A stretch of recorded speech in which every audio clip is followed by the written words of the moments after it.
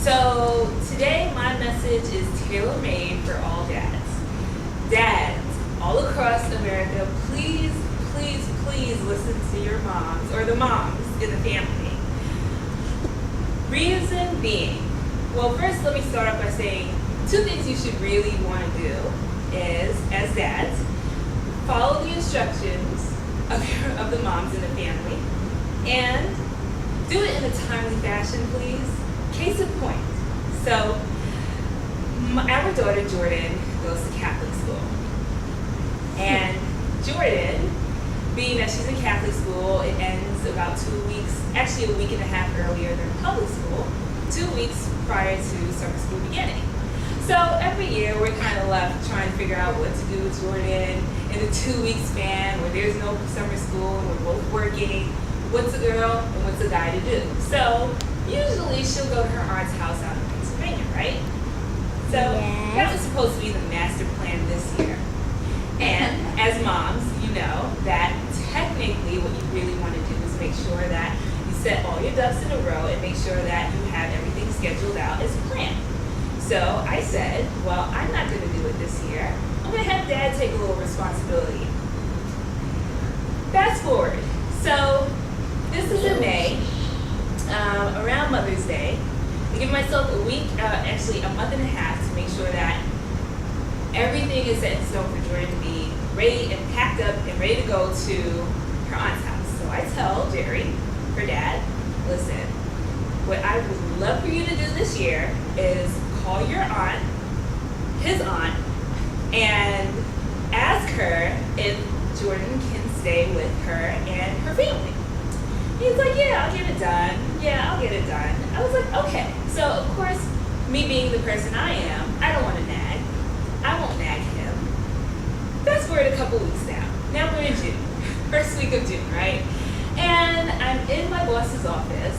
And we were talking about, the usual work stuff. And then we went into our life stuff. And I told her that I had asked Jerry to take on this task. And she laughed. Ha! And I was like, what was that for?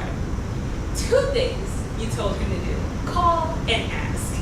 Two hard things for men to do, right? And I said, no, that's impossible. How is that a big deal? I have faith in him. I have all faith in the world, right?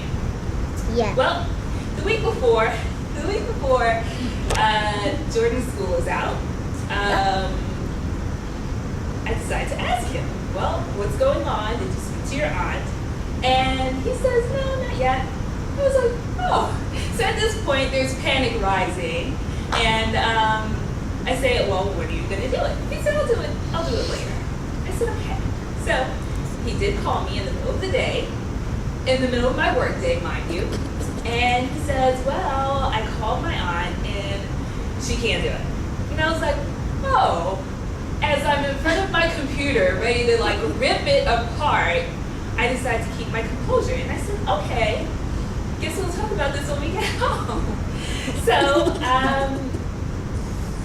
and moral of the story is, dads, please don't procrastinate. Please do not procrastinate. It leaves everyone between this rock and this hard place where you got to figure out what to do.